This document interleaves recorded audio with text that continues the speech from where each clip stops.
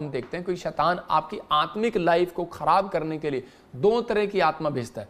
याद रखना, ये लिखा क्यों भेज रहा है वो, क्योंकि उसको मालूम है कि तुम कौन हो, तुम एक प्रेयर वरियर हो। कह रहा तुम में से 5 मनुष्यों 100 को, और कह रहा है कि 100 मनुष्य 10,000 को खदेड़ेंगे। मैं यहाँ पर आपको समझा रहा हूँ, ये एक लड़ाई की चर्चा बताई है कि ये इजरायलियों को युद्ध में बताया गया, लेकिन आप एक योद्धा हो। आपकी लड़ाई अब किससे है? मांस और लहू से नहीं है। आपकी लड़ाई उन संसारिक चीज़ों से है, उन संसार की शक्तियों से, जो आपको कंट्रोल नहीं करने दे रही आपकी आत्मा को, जो आपको परमेश्वर को खुश नहीं करने दे रही। जो आप, मैं कह रहा हूँ कि आप खीर पकौड़े ले जाओ, आप जाओ परमेश्वर के पास, पैसे ले जाओ, दान ले जाओ, परमेश्वर खुश नहीं होने वाला।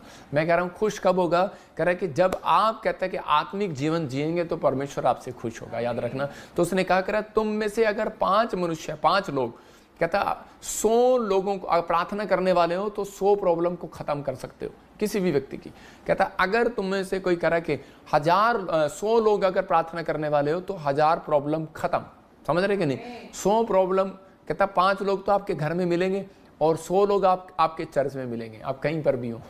समझ रहे कि नहीं? 100 लोग आप इकट्ठे होकर जब प्रार्थना करते हैं तो, और आप देख सकते हैं कि हम यहाँ पर कितने लोग इकट्ठे होकर प्रार्थना करते हैं। तो इसका मतलब संडे को भी आना जरूरी है और रेगुलर प्रेयर करना भी जरूरी है। तो जब आप ये अपनी लाइफ में दोनों काम करते हैं तो उसी समय शैतान घबरा जाता है ऐसे व्यक्ति से, और उसके आसपास भटकता भी नहीं है। याद रखना। तो बाइबल बताती है, लेकिन शैतान आपकी आत्मिक लाइफ को खराब करने की कोशिश करता है हमेशा। उसको मालूम है, उसको एक ही टारगेट है। कहता है कि जब तक, कहता है मुसीबत जब तक नहीं आएगी जब तक आपकी प्रार्थना बंद नहीं होगी। समझ रहे कि नहीं?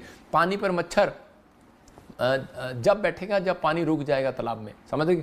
तो इसका मतलब कहता है कि आपके ऊपर मुसीबत जब बैठती है, जब कहता है कि आपकी प्रार्थना रुक जाती है, तो शैतान को एक ख्याल है कि मुझे इनका आत्मिक लाइफ कैसे खराब करना है इनके। इसलिए वो 2 तरह की चीजें भेजता है। 2 तरह की आत्मा बोलते हैं इसको साउल।